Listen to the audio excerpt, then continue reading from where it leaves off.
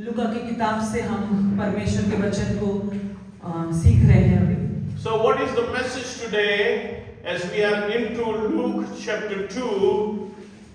The angel encouraged the shepherds to go and worship Lord Jesus Christ. आज का जो message क्या है, हम जो लूका की किताब से पढ़ रहे हैं कि स्वर्गदूतों ने आकर चरवाहों को प्रभु यीशु मसीह के बारे में बताया। This chapter is just not relevant for the Christmas season, but it should be a lifestyle for you and for me to get into the purpose of God. ये जो चैप्टर है केवल क्रिसमस के लिए नहीं, उसके समय पे प्रचार करने के लिए नहीं, लेकिन इस चैप्टर के हिसाब से हमारा जीवन का चाल चलन होना चाहिए। So here the first thing that we see from verse 8 onwards, that the shepherd received the word of God. Do not be afraid. That is a good news for your life. यहाँ पे 8वें पद में हम देखते हैं कि चरवाहों को एक वचन मिला और वचन ये था कि डरना नहीं। Whether it is Christmas or it is a Christian life, the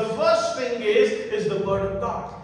Christmas हो या मसीह जीवन हो, सबसे पहली बात हमको ये जानना है, हमारा जीवन परमेश्वर के वचन के अनुसार होना है। If there is no word of God, then God cannot do anything in your life. अगर परमेश्वर का वचन हमारे जीवन में नहीं है, तो परमेश्वर हमारे लिए कुछ भी नहीं कर सकता। So you just need not to read the word of God, but you have to meditate on, stand on the word of God. केवल आपको वचन पढ़ना नहीं है, लेकिन उसका अध्ययन करना है, मनन करना है और उसके अनुसार अपने आप को खड़ा करना है। If you will see any man and any woman that God used in the Bible, the first thing was the word of God was sent to अगर them. आप देखते हैं बाइबल में परमेश्वर ने किसी स्त्री को या पुरुष को इस्तेमाल किया है, तो सबसे पहली बात परमेश्वर का वचन उनके जीवन में आया They है। were not extraordinary people. वो कोई अलग लोग नहीं थे, They were not born as a king or a queen. कोई राजा रानी के समान वो पैदा नहीं हुए थे, They were not miracle workers. कोई चमत्कार करने वाले लोग नहीं थे। They were broken, lost, confused people in the Bible.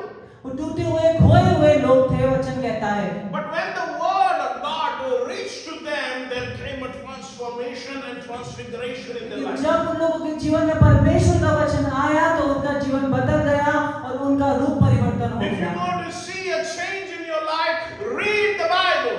अगर आप अपने जीवन में बदलाहट को देखना चाहते हैं, तो बाइबल को पढ़िए। The first thing that you should do in your life is to say, God, here I am, speak to me through your word. सबसे Hallelujah. पहली बात आपको अपने जीवन में कहना है इस प्रकार से, प्रभु मैं यहाँ हूँ, मेरे साथ अपने वचन के द्वारा बातचीत It कीजिए। is not about the Facebook, it should not be about the Instagram, it should be not about anything else. But God, the first thing that I want to take through my eyes, in my body, is the word of God. Facebook नहीं, Instagram नहीं, लेकिन इस प्रकार से कहना चाहिए, पहली बात जो अपने आंखों से मैं देखना चाहता हूँ परमेश्वर, वो आपका वचन होने पाए। You know why the word of God, the Bible says it will never fail. क्यों परमेश्वर का वचन होना चाहिए? क्योंकि बाइबल इस प्रकार से कहता है, परमेश्वर का वचन है जो कभी भी फेल नहीं होता है। When the COVID-19 came and the vaccine arrived, and the people asked the question whether this vaccine will save us from COVID-19. जब कोविड-19 आया तो वैक्सीन आया और लोगों ने इस प्रकार से कहा, क्या ये वैक्सीन हमको कोविड-19 से बचा सकता है And क्या? the people say there is no guarantee, there is certain percentage that it can save you, or you may also lose your life. लोगों ने इस प्रकार से कहा, इस वैक्सीन से हम कोई गारंटी नहीं दे सकते, हो सकता है वो आपको बचाए, हो सकता है वो आपको बचा ना पाए। But the word of God has 100% guarantee that your life shall be blessed. Hallelujah. लेकिन परमेश्वर का वचन आपको 100% गारंटी देता है कि इस वचन के द्वारा आप जीवन में आशीषों को देखेंगे। It will never fail, Bible says. कभी भी फेल नहीं होगा, बाइबल इस प्रकार से The कहता है। second thing that we see in the scripture, the calling was towards search and seek Lord Jesus और Christ. दूसरी बात हम देखते हैं कि बुलाहट जो था वो परमेश्वर को खोजने की तरफ था। So the first calling to receive the word of God, and the second calling is to go out and search and seek Lord Jesus Christ. पहला बुलाहट जो था वो परमेश्वर के वचन को ग्रहण करना था, और दूसरी बुलाहट ये था कि जाकर परमेश्वर की खोज The करना। number one goal of your life is to seek Lord Jesus Christ. सबसे नंबर 1 गोल जो आपके जीवन में होना चाहिए वो परमेश्वर को खोजने का होना Don't चाहिए। seek your ambitions, your plans, your goals, because those things will not bless you.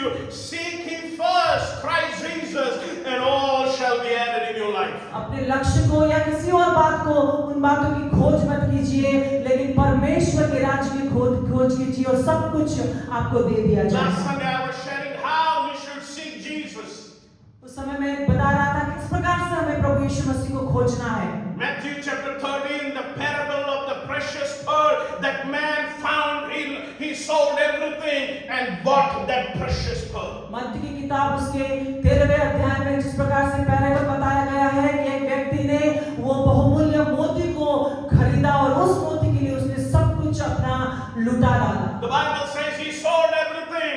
If you want to seek Jesus, as if that you are ready to give everything in your life. Bible कहती है उस व्यक्ति ने उस मोती को हासिल करने के लिए सब कुछ बेच दिया। उसी प्रकार से यदि आपको परमेश्वर को हासिल करना है तो आपका सब कुछ आपको परमेश्वर को देना है। You cannot seek God 50%. You have to seek God 100% in your life. 50% आप परमेश्वर की खोज नहीं कर सकते, लेकिन 100% आपको परमेश्वर की खोज You करना है। cannot serve God and money together. You have to forsake one person in your life. आप परमेश्वर को और पैसों को एक साथ खोज नहीं कर सकते, एक जन को आपको छोड़ना पड़ेगा। You cannot have God as the second best in your life. He should be the number one in your life. परमेश्वर आपके लिए सेकंड बेस्ट नहीं होना चाहिए, लेकिन परमेश्वर आपके लिए पहले स्थान पे रहना So चाहिए। here the angels, they arrived and said, go, and right in the middle of the night, they left everything and started searching Lord Jesus जब Christ. स्वर्गदूतों ने आकर उनसे इस प्रकार से कहा जाओ, तो मध्य रात्रि में सब कुछ छोड़कर वो परमेश्वर की खोज करने निकले। They were not worried about the sheep and rest of the things that they had. They said, that's the commandment and we have to follow it. वो अपने भेड़ों की चिंता नहीं करने लगे, लेकिन उन्होंने इस प्रकार से कहा हमको ये आज्ञा मिली है उसकी खोज करने का, तो हम उसको खोजने के लिए निकल पड़ेंगे। Seeking God is not a request, it's a commandment of God in your life. परमेश्वर का खोज करना है, परमेश्वर आपको अनुरोध नहीं कर रहा है, लेकिन आज्ञा दे रहा है। It should not be an option, it should be the priority of your life. ये जो परमेश्वर की खोज करना आपके जीवन में एक ऑप्शन नहीं होना चाहिए, लेकिन सबसे पहले स्थान पे आपको परमेश्वर की खोज Because the करनी Bible चाहिए। says, those who will seek me, they will find me. क्योंकि Hallelujah. बाइबल इस प्रकार से कहता है जो भी लोग मुझे ढूंढेंगे वो मुझे पाएंगे। And the day you will find Jesus Christ, your life will not be the same. और जिस दिन आपको प्रभु यीशु मसीह मिल जाएंगे, आपका जीवन एक समान ऐसा नहीं रहेगा। So when they found the baby wrapped in the manger, they started worshiping God. जब उन्होंने उस बच्चे को उनको वो बच्चा मिल गया और मेंजर में उस बच्चे को मिले, तो वो परमेश्वर की आराधना करने लग गए। The third calling that we see here is worshiping God. और जो तीसरी बुलाहट जो हम देख रहे हैं वो है परमेश्वर की आराधना The करना। first thing that we have to understand, what is worshiping God? सबसे पहली बात हमको ये समझना है कि परमेश्वर की आराधना करना क्या होता है। Why the word of God is so precious and special? Because it is the only word that talks about worshiping God. परमेश्वर का वचन इतना बहुमूल्य और इतना महत्वपूर्ण क्यों है?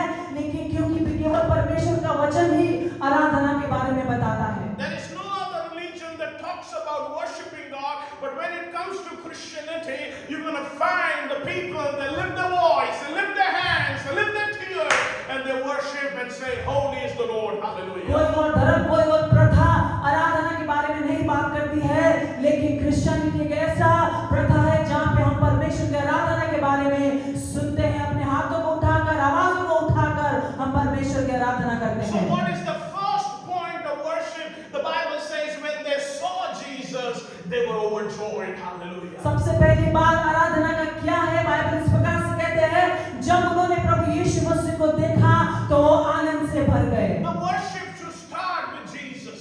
आपकी आराधना जो है प्रभु यीशु मसीह से शुरू होनी If चाहिए। Jesus is not in your worship, that is not worship, that is just singing.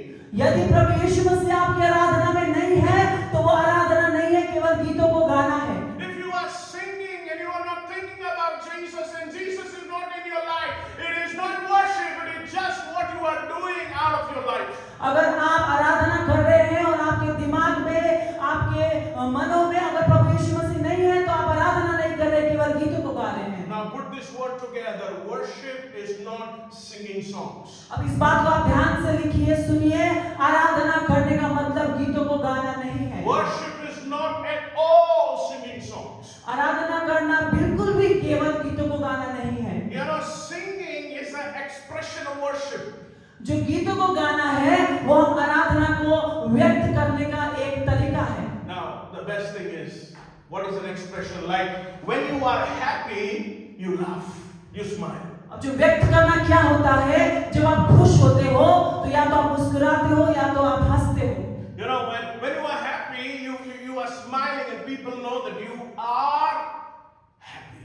और जब आप खुश होते हो, आप मुस्कुरा रहे होते हो तो लोगों को मालूम पड़ता है कि आप इस समय खुश हो रहे हो। You know, it is when you are sad that automatically the tears come. It's an expression. और जब आप दुखी होते हो और आपकी आंखों से आंसू निकलता है तो ये व्यक्त करता है कि उस समय आप दुखी हैं।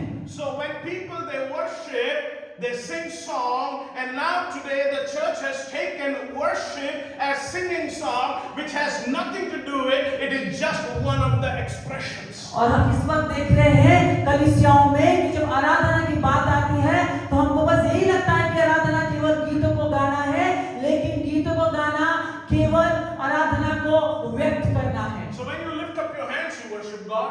इसका मतलब ये जब आप हाथों को उठाते हैं तब भी आप परमेश्वर की आराधना कर रहे होते When हैं। you clap, you worship God. जब आप तालियों को बजाते हैं तब आप परमेश्वर की आराधना कर When रहे you होते हैं। sing, you worship जब आप God. गीतों को गाते हैं तब आप आराधना कर रहे होते But हैं। is that worship? लेकिन क्या ये सचमुच में आराधना है? No, it is an expression of worship. नहीं, ये आराधना नहीं है, लेकिन आपकी आराधना को व्यक्त करने का एक तरीका है। So what is worship? तो आराधना क्या है? This is what I want to teach you today. आज मैं इसी बात को आपको सिखाना चाहता So हूँ। before I get into what is worship, let me tell you what real worship demands. और आराधना क्या है, इसमें जाने से पहले मैं आपको बताना चाहता हूँ कि सचमुच ये आराधना क्या चाहती है आपसे। So as everything has an expression, so worship has an expression. It has an outcome, and what is the first outcome of worship? सभी बातों का व्यक्त करने का एक तरीका होता है, उसी प्रकार से आराधना का भी व्यक्त करने का तरीका होता है, और वो क्या है? The first thing is worship demands obedience. सबसे पहली बात है जो आराधना है वो आज्ञाकारिता को मांगता है। That means if you are not obeying God, you are not worshiping God. इसका मतलब यह है कि यदि आप परमेश्वर की आज्ञा को नहीं मानते हैं तो आप परमेश्वर की आराधना नहीं कर रहे Now हैं। you can sing songs on the Sunday, you can put the lighting, you can get best of the best worshipers, and you will say, what a beautiful worship is this.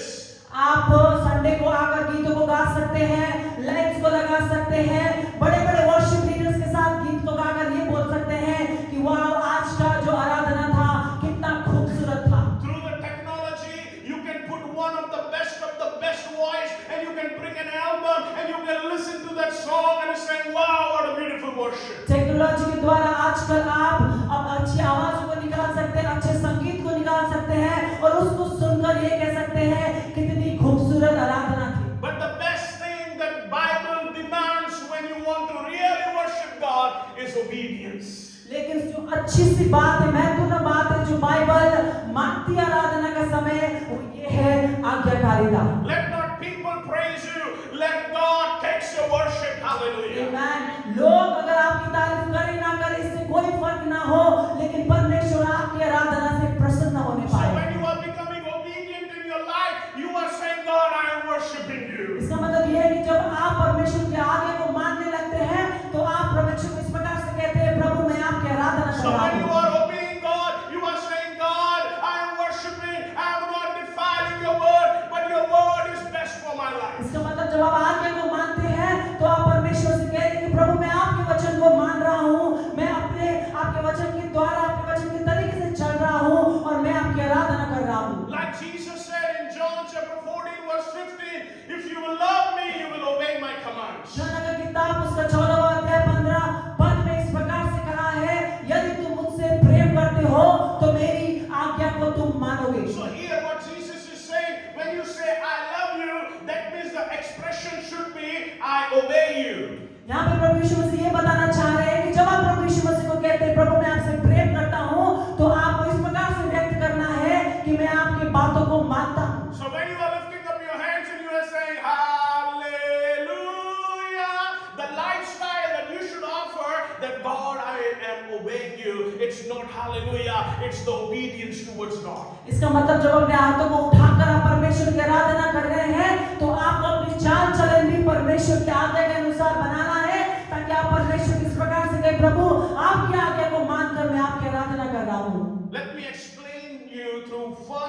man in the Bible that worshiped God. His name is Abraham. आज मैं आपको एक व्यक्ति के जीवन से बताना चाहता हूँ आराधना के बारे में। उसका नाम अब्राहम है। Abraham in Genesis chapter 22 worshiped God.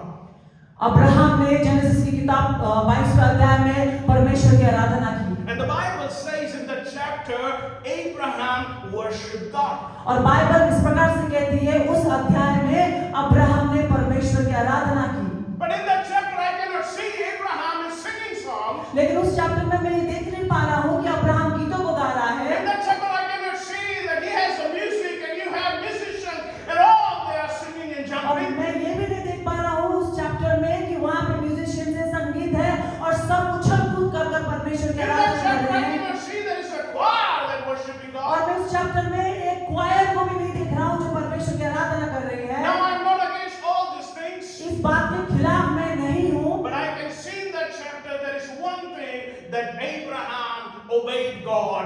That's the way he worshipped. लेकिन मैं उस चैप्टर में देख पा रहा हूँ कि अब्राहम ने परमेश्वर की आज्ञा को माना और उस प्रकार से उसने परमेश्वर की आराधना की। So in that chapter, God came and demanded Abraham, sacrifice your only son. और उस चैप्टर में परमेश्वर ने आकर अब्राहम को आज्ञा दी कि अपने बेटे को बलिदान में चढ़ा। The first thing, worship is not a request, it's a demand from God. सबसे पहली बात जो आराधना है वो अनुरोध नहीं है लेकिन परमेश्वर के द्वारा दिया गया एक आज्ञा है। Don't worship God in lethargy. और जो आलसीपन में परमेश्वर की आराधना ना करें। Don't worship God for taking granted. Give all your strength to Him. जब परमेश्वर की आराधना करे तो उसको हल्के में लेकर ना करे लेकिन सारे बल से सारे ताकत लगाकर उसकी आराधना So करे। when God demanded His only son, the first thing that I see in that scripture is attitude. परमेश्वर ने जब अब्राहम के पुत्र को मांगा तो सबसे पहली बात मैं उस चैप्टर में देख रहा हूँ वो था अब्राहम का व्यवहार। Attitude is the first thing when it comes to worship God.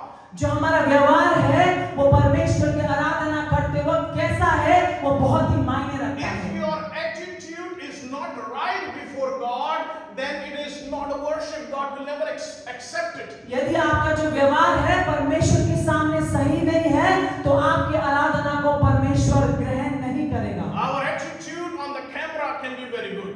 हमारा जो व्यवहार है कैमरे के सामने बहुत अच्छा हो सकता Most है। of the worshippers, most of the pastors, they are best when it comes to the camera. बहुत सारे जो वर्शिपर्स हैं, जो पास्टर्स हैं, कैमरे के सामने जब आते हैं तो बहुत ज्यादा अच्छे दिखते हैं। But how is your attitude when you deal with the people?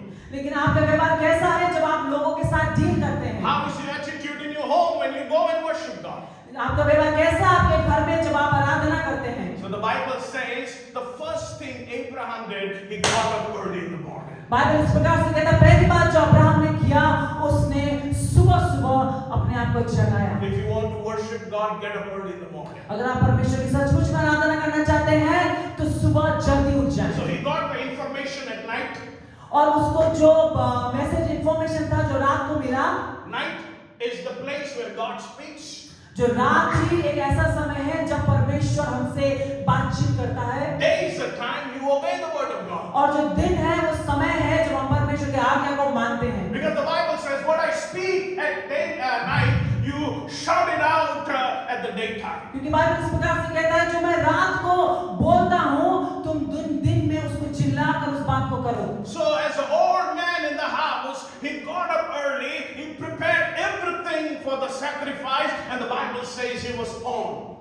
और एक घर का बुजुर्ग होने के नाते वो सुबह उठा और बलिदान के लिए सारी तैयारी की और वो आगे बढ़ गया।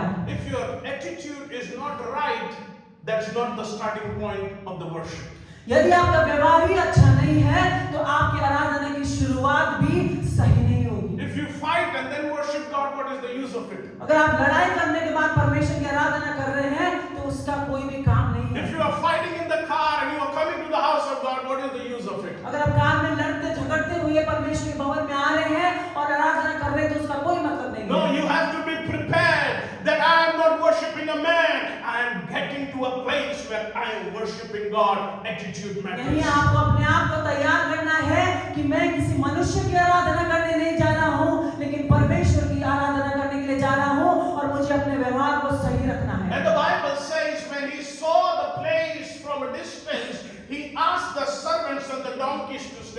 बाइबल इस प्रकार से कहता है, जब दूर से उसने उस जगह को देखा तो नौकरों को और गधों को उसने वहीं पर रहने के लिए The कहा। second thing to worship God, it is so important, is to have a separation.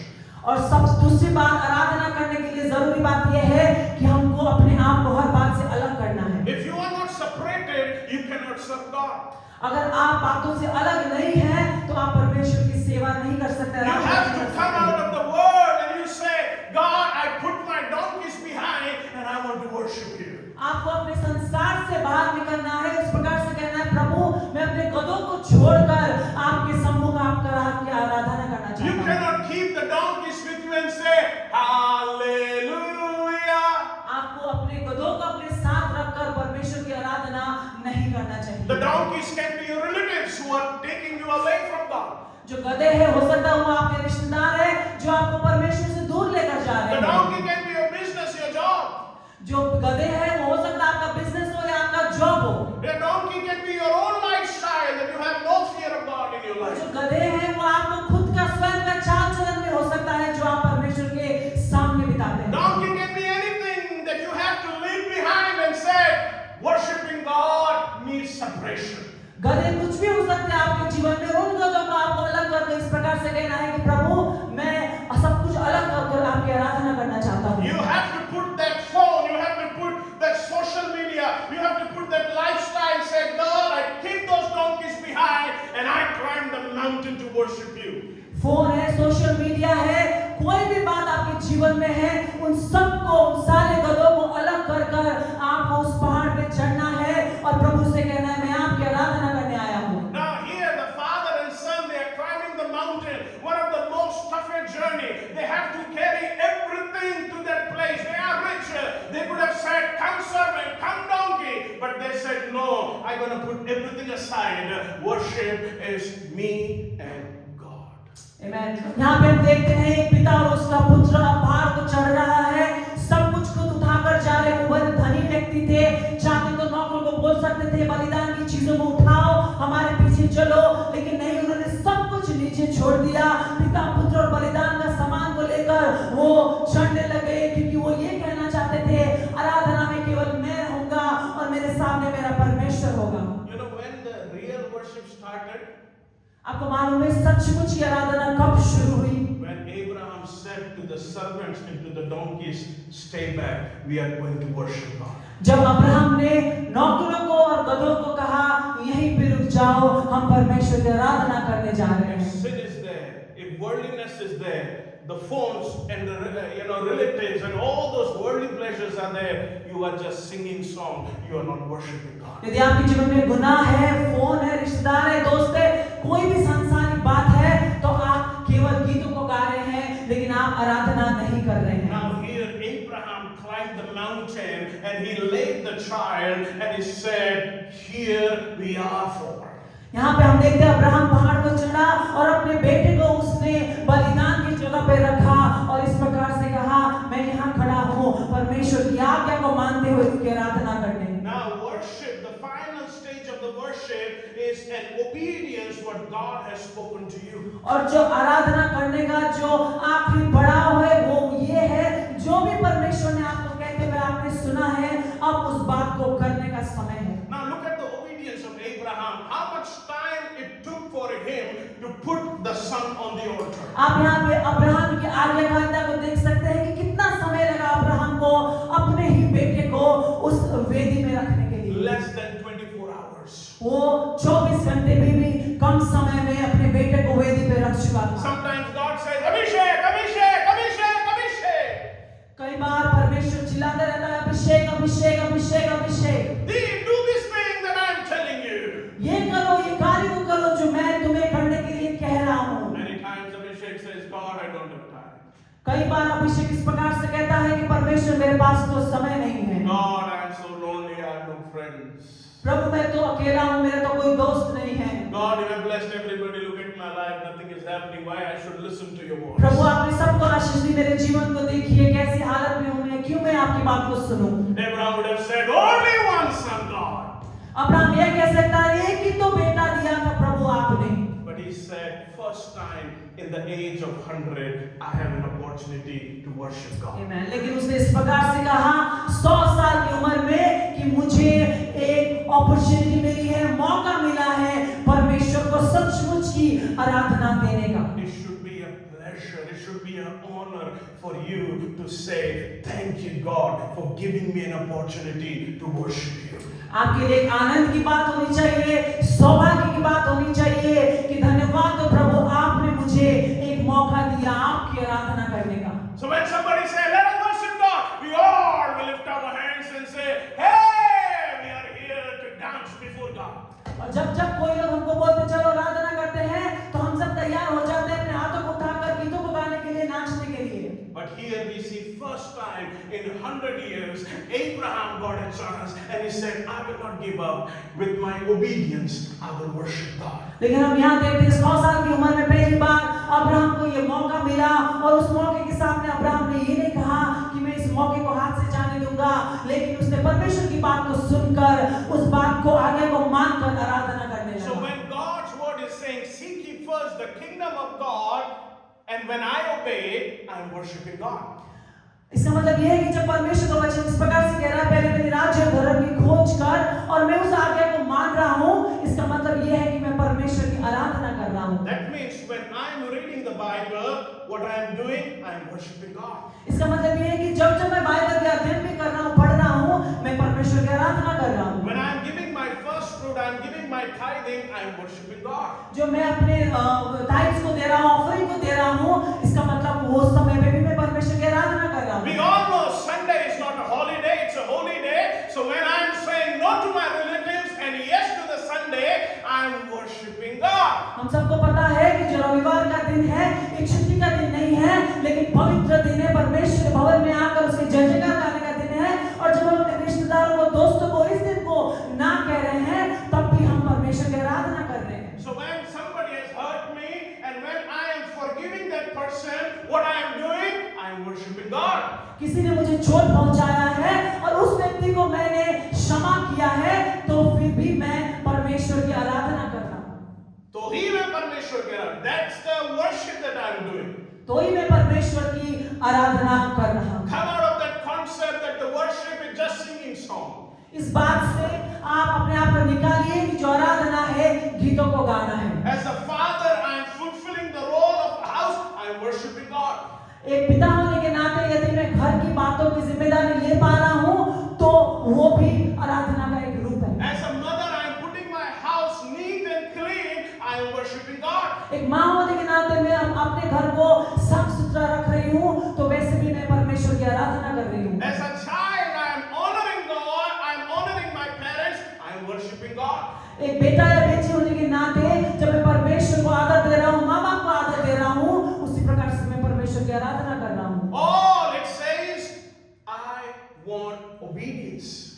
केवल यही बात को परमेश्वर कहता है कि मुझे केवल आज्ञाकारिता चाहिए। Who wants the worship? किसको आराधना चाहिए? Church needs the worship. कलीसिया को आराधना चाहिए। They need the best of the musicians. उनको अच्छे संगीतकार की जरूरत है। They need musicians, गाना बजाने वाले, singers. गाना गाने वाले, They need the lights. Lights की जरूरत है। God does not need anything. परमेश्वर को ये सब चीजों की जरूरत नहीं है। He is God. वो परमेश्वर है। If you will not worship God, He will not decrease. यदि आप परमेश्वर की आराधना नहीं करेंगे, तो परमेश्वर की महिमा नहीं घटेगी। If you will praise Him, He will not increase.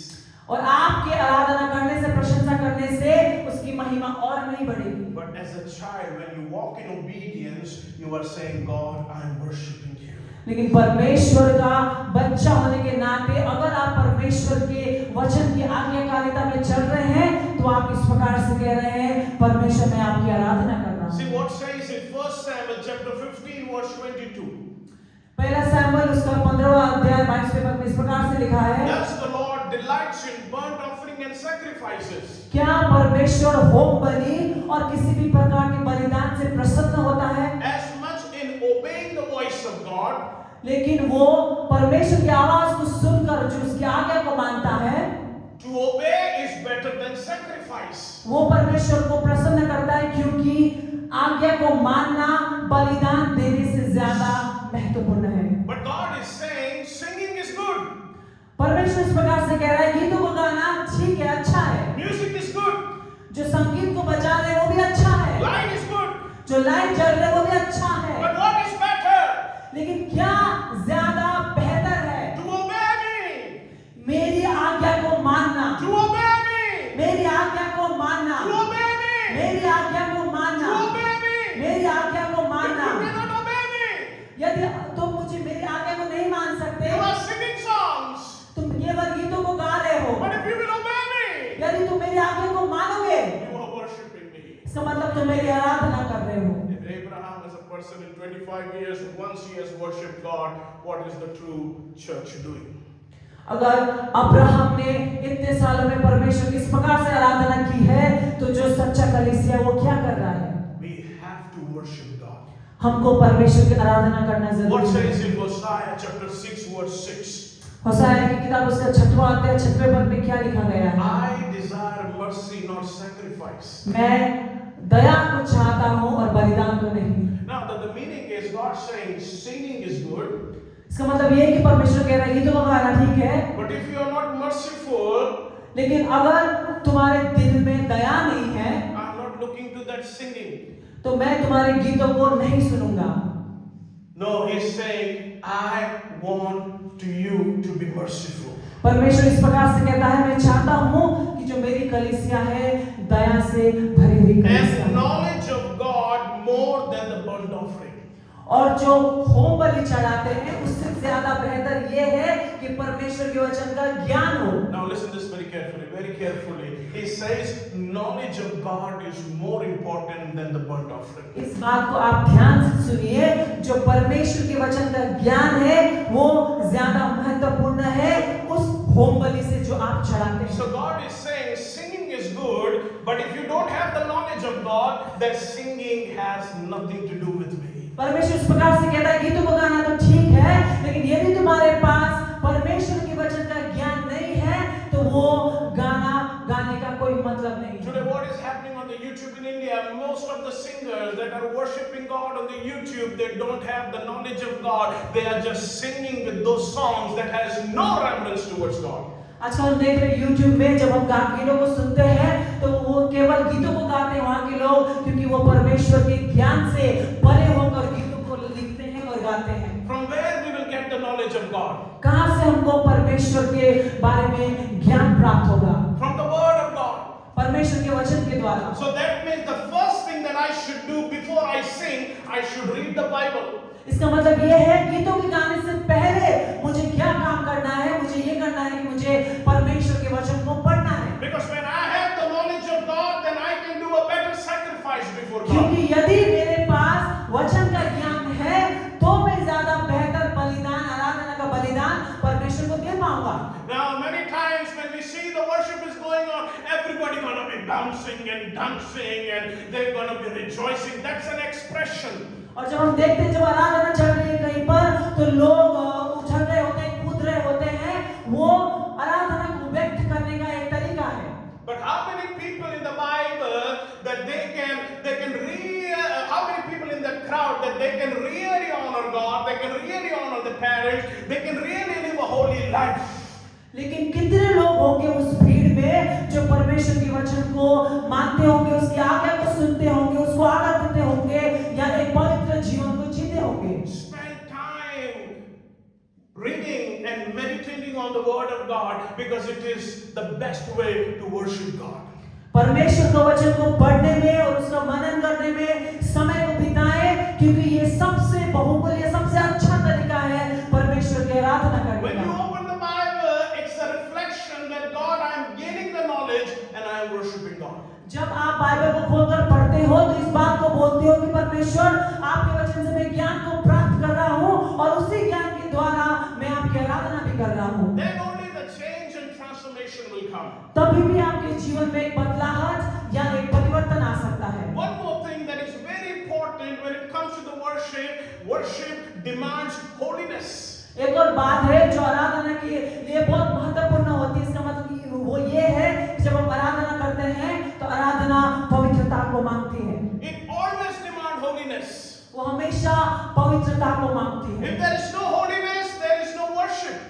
यदि आपके जीवन में पवित्रता नहीं है तो आपके जीवन से आराधना नहीं निकल सकती। Jesus was very clear and he said, "Be holy as your heavenly Father is holy." यीशु मसीह ने बहुत ही अच्छी तरीके से हमको समझाया था, पवित्र बनो क्योंकि तुम्हारा पिता स्वर्गीय पिता पवित्र है। Jesus never died for you to live in sin, but Jesus died for you to live a holy life. प्रभु यीशु मसीह इसलिए नहीं मारा गया कि आप गुनाह में रहे, लेकिन इसलिए मारा गया कि आप पवित्रता की ओर बढ़े। Jesus never died for you to continue in sin, but Jesus died so that you can stop sinning and live a holy life for Him. यीशु इसलिए नहीं मरा कि आप गुनाह में बढ़ते चले जाए, लेकिन इसलिए मरा कि आप गुनाह को छोड़े और एक पवित्र जीवन जीने के योग्य Today there are बने। many people, they are singing songs. These are songs, but to sing and worship God, holiness is required. बहुत कई लोग हैं जो गीतों को गा रहे हैं, लेकिन वो केवल गीत है, लेकिन परमेश्वर की सच्ची आराधना करने के लिए पवित्रता होना बहुत जरूरी है। Look at the way in the book of Isaiah chapter 6, the people, the angels, they are worshiping God.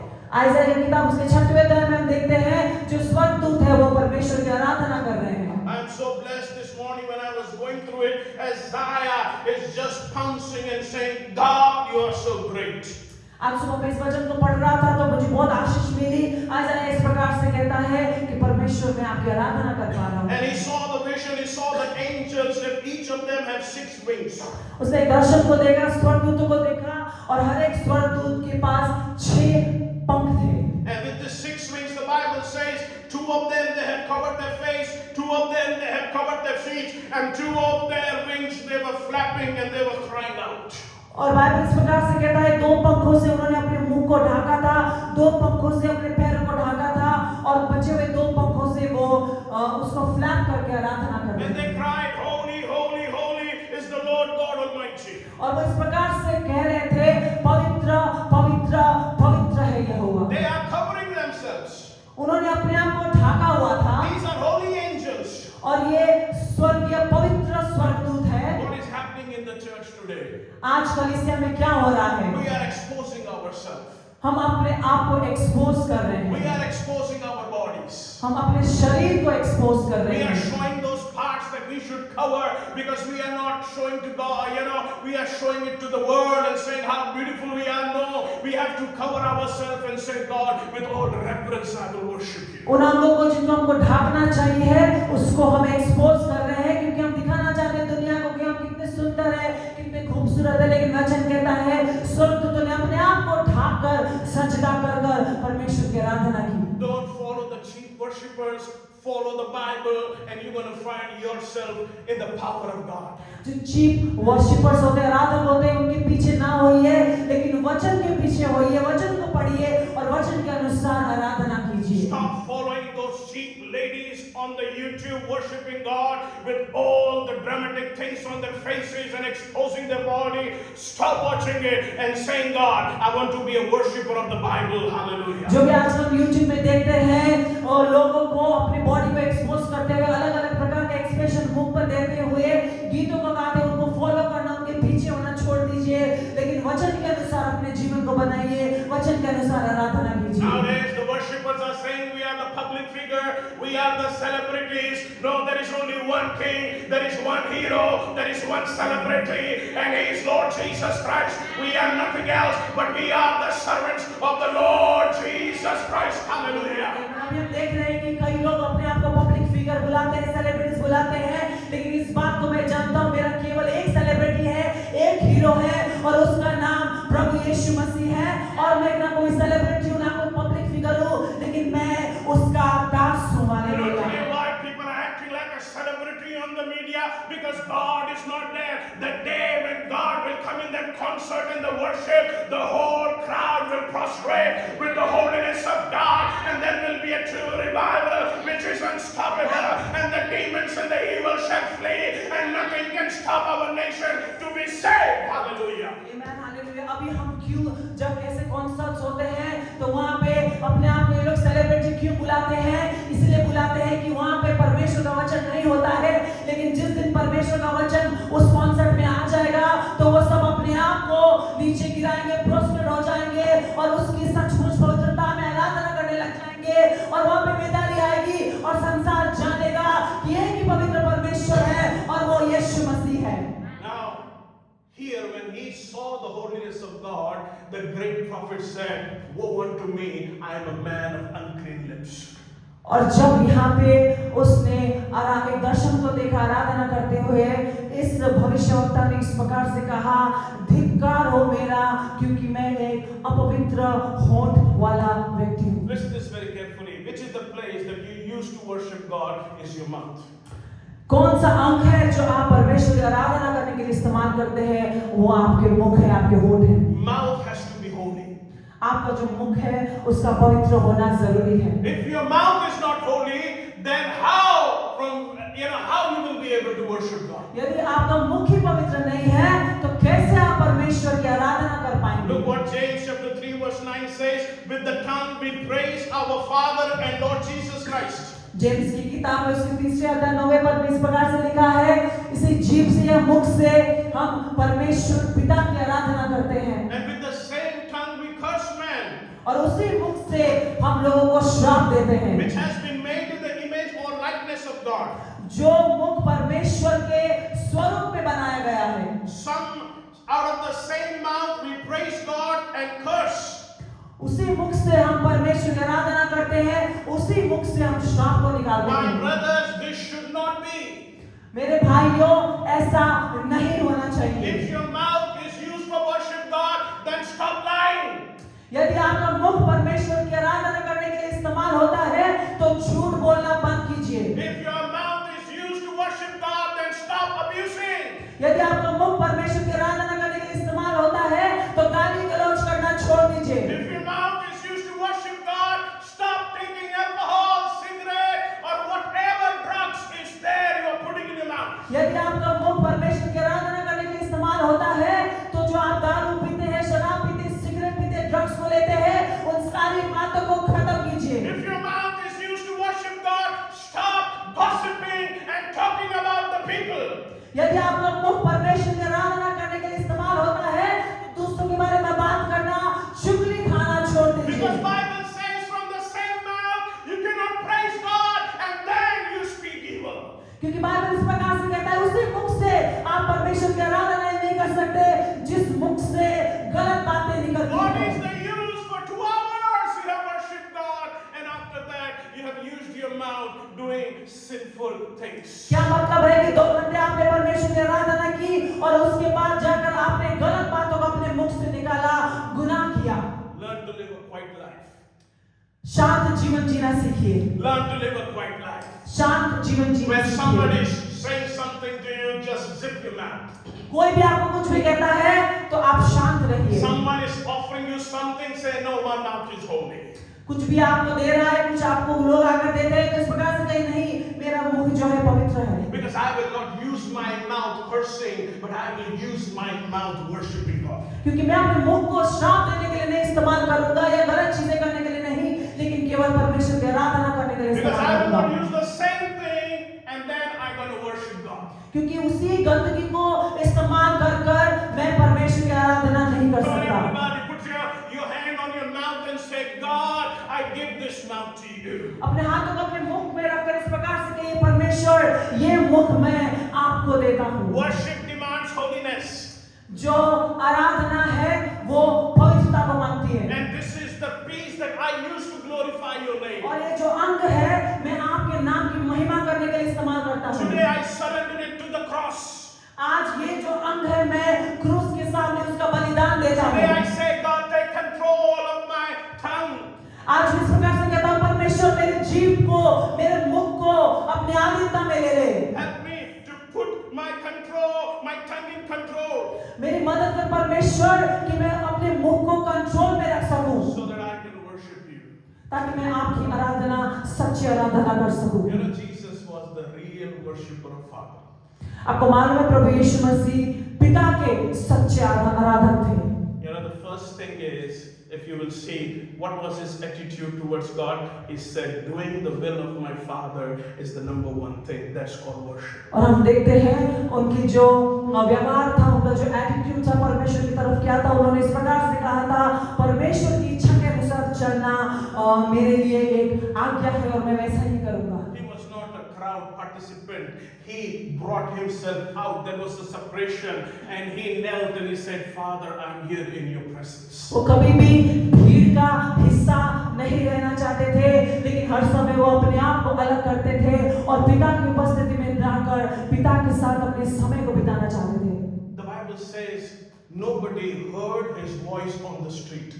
Bible इस प्रकार से कहता है, प्रभु यीशु मसीह की आवाज को किसी ने भी सड़क पर नहीं सुना। Nobody listened to him. He never shouted, hey! उनकी आवाज को सड़क तक कभी नहीं पहुंचा, वो कभी चिल्लाए या कभी गलत तरीके से अपनी आवाज को नहीं उठाया। Some people, they will worship God very nicely. Hallelujah.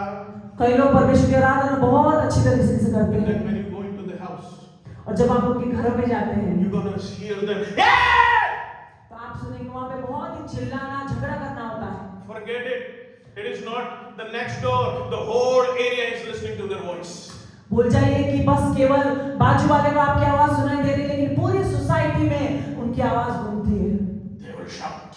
वो चिल्लाएंगे, And then they will worship. फिर वो आराधना करेंगे। Will that work? क्या ये काम करेगा? Will that work? क्या ये काम करेगा? No, it will not work. नहीं, ऐसे काम नहीं करेगा। It is not you are doing it for man, you are doing it for God. ऐसा नहीं कि आप ये सब मनुष्य के लिए कर रहे हैं, लेकिन आप ये सब परमेश्वर के लिए। If you are doing it for man, that's good. But if you have to do for God, do it what God wants. यदि आप कुछ मनुष्य के लिए कर रहे हैं तो ठीक है, लेकिन यदि आप परमेश्वर के लिए कुछ कर रहे हैं तो उसी प्रकार से कीजिए जिस प्रकार से परमेश्वर चाहता है कि आप If you करें। want to worship God, then do how He demands. और यदि आप परमेश्वर की आराधना करना चाहते हैं तो उसी प्रकार से आराधना करिए जिस प्रकार से परमेश्वर चाहता है कि आप करें। He demands obedience. वो आज्ञाकारिता को मांगता है, He demands holiness. वो पवित्रता को मांगता है, He demands spirit and truth in our life. वो हमारे जीवन में आत्मा और सच्चाई को मांगता है। And all these things और इन सब में will take us to the place of worship. और ये सारी बातें हमको परमेश्वर की आराधना करने के स्थान में लेकर You जाएंगी। know, when you read the Bible, Luke chapter 8 onwards, जब आप बाइबल पढ़ेंगे लूका की किताब उसके 8वें अध्याय को, when they worship God, जब उन्होंने परमेश्वर की आराधना the की, shepherds, when they worship Jesus, चरवाहे थे जो प्रभु यीशु मसीह की आराधना कर रहे थे, they left the place rejoicing. उन्होंने उस स्थान को आनंद मनाते हुए छोड़ा। Today, why people are depressed? आज क्यों लोग दुखी है, डिप्रेस्ड है? Why people are broken in the church? क्यों कलीसिया में भी लोग टूटे हुए हैं? Why people are poor in the church? क्यों कलीसिया के लोग गरीबी में हैं? After worshiping God, परमेश्वर की आराधना करने के बाद भी 12 hours worship, 12 घंटे की आराधना करने के 24 बाद, hours worship, 24 घंटे की आराधना के 3 बाद, days worship, 3 दिन की आराधना के बाद भी nothing is happening. कुछ नहीं हो रहा। Why? क्यों? Because they are not worshiping. क्योंकि वो सच्ची आराधना नहीं कर They रहे, are singing. वो गीतों को गा रहे हैं, They are not worshiping. और आराधना नहीं कर रहे हैं। When you will obey God, जब आप परमेश्वर की आज्ञा को मानेंगे, when you will live your life, जब आप अपने जीवन को पवित्र रखेंगे, that half an hour वो आधा घंटा will bring the joy.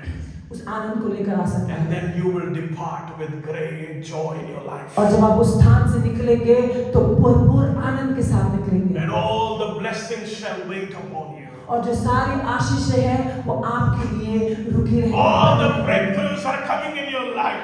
जो भी ब्रेक थ्रू से वो सब आपके जीवन में आ जाएगा। You are not saying, God, give me, but you are saying, thank God you have given me. आप इस प्रकार से नहीं कहेंगे कि प्रभु मुझे दे दे, लेकिन इस प्रकार से कहेंगे धन्यवाद हो प्रभु आपने दे दिया है। When you are getting the blessings, you are not saying, oh, I received it, but you will say like David, why God, why I'm so lovely and so special in your sight, why you have made me the top and the rest are at the bottom. आपको जब अपने आशीषों को मिलेगा तो आप केवल परमेश्वर से ये नहीं कहेंगे कि मैं आशीष को ग्रहण करूंगा, लेकिन दाऊद के समान अपने नजर को उठाकर इस प्रकार से कहेंगे, क्यों परमेश्वर आपने मुझे इतनी आशीष दी, क्यों मैं आपकी नजर में इतना स्पेशल हूँ, क्यों परमेश्वर? Jehovah Jireh will only manifest when the obedience is there, when you will worship God in obedience. यहोवा जायरा केवल तभी ही आपके जीवन में प्रकट होगा जब आप आज्ञाकारिता से भरकर परमेश्वर की आराधना करेंगे। Why Abraham saw Jehovah Jireh on that mountain? Because he worshipped God in obedience. क्यों अब्राहम ने यहोवा जायरे को उस पहाड़ी में पाया? क्योंकि उसने आज्ञाकारिता से भरकर परमेश्वर की आराधना की। today the best blessing is waiting for you. आज आपके जीवन में जो सबसे बेस्ट आशीष है आपके लिए इंतजार कर रही है। 2024 can be a year of God's elevation in your life. 2024 जो है परमेश्वर आपके जीवन में एक ईयर ऑफ एलिवेशन उठने का समय बना सकता है। You can be the next queen or the king in the kingdom of God. परमेश्वर के राज्य में आप एक राजा या रानी के तरह हो सकते हैं। You are not climbing to sacrifice your son. You are climbing to meet Jehovah Jireh on that mountain with your obedience, worshiping God. जब आप पहाड़ पे चढ़ रहे हैं तो अपने बेटे का बलिदान देने नहीं, लेकिन यहोवा जायरा से मिलने उस पहाड़ के ऊपर आप चढ़ रहे हैं। God wants to bless you. परमेश्वर आपको आशीष देना Let's चाहता stand है। on our feet right now. इस समय अपने स्थान पे हम खड़े हो जाते Now हैं। let us pray and worship God.